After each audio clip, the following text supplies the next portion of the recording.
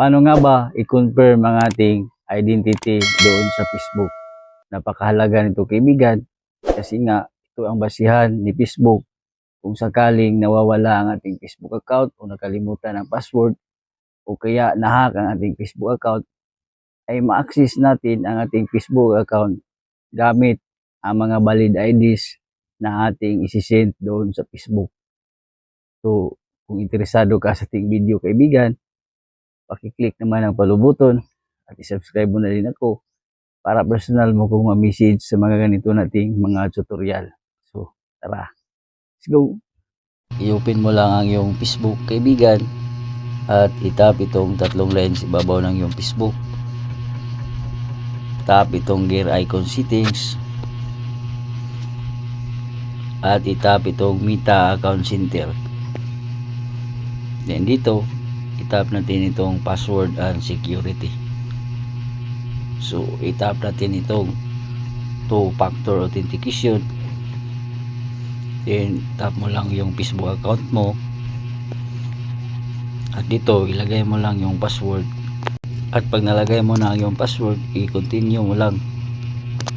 So tapos na po ako maggawa ng two-factor authentication kaibigan at gawin mo to doon mismo sa iyong Facebook account para ito yung proseso para magpunta ka sa sikan na ating gagawin. Magbabak lang tayo dito sa account center ni Meta. So itap na natin itong personal details. Itin dito itatap lang natin itong identity confirmation. So palapit na tayo kaibigan. Then itap natin itong confirm your identity. Then tap natin itong running ads about social issues, election or politics. Then tap mo lang yung select at piliin mo lang yung Philippines kung saan ka nakatira. So ito yung Philippines, ipiliin mo lang, itap lang. Then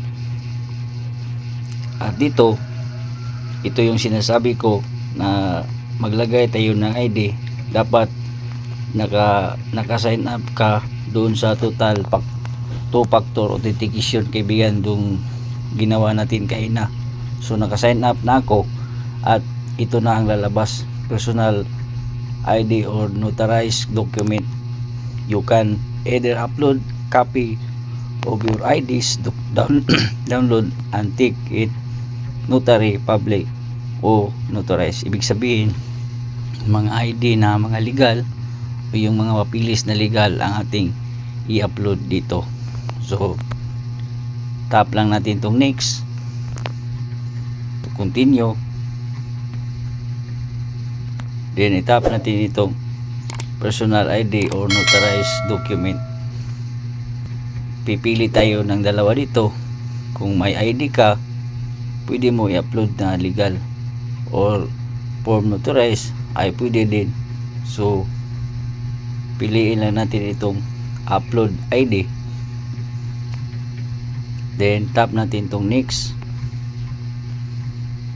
So ito yung pagpipilian: passport, driver license, national ID, at ito pa yung iba: official name, recharge paperwork, green card, family certificate, visa, national age card, at tax identification card.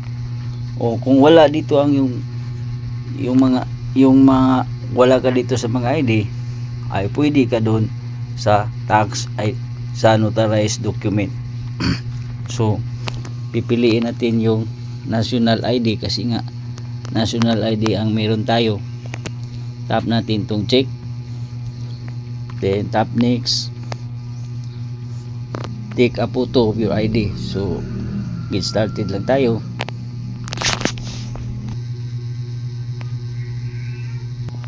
So kung nakalagay na ang yung ID at ito yung message, make sure daw na readable ang ating ID at sa ganyang paraan readable naman, then i-submit lang natin.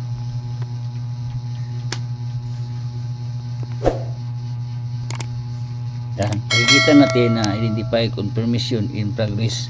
So tap natin itong finish. So ayan kaibigan, hindi na tayo So ganun lang kaibigan, mag-confirm ng ating identity doon sa Facebook in case na na-hack ang ating Facebook account, in case na nag-troubleshoot ang ating Facebook account, ay pwede nating ma-recover ang ating Facebook account gamit ang ID na na-send natin doon sa Facebook. So ganun lang kaibigan, isang share lang, masaya na po tayo. Tandaan, ang kalaman ay kayamanan. God bless po sa ating lahat.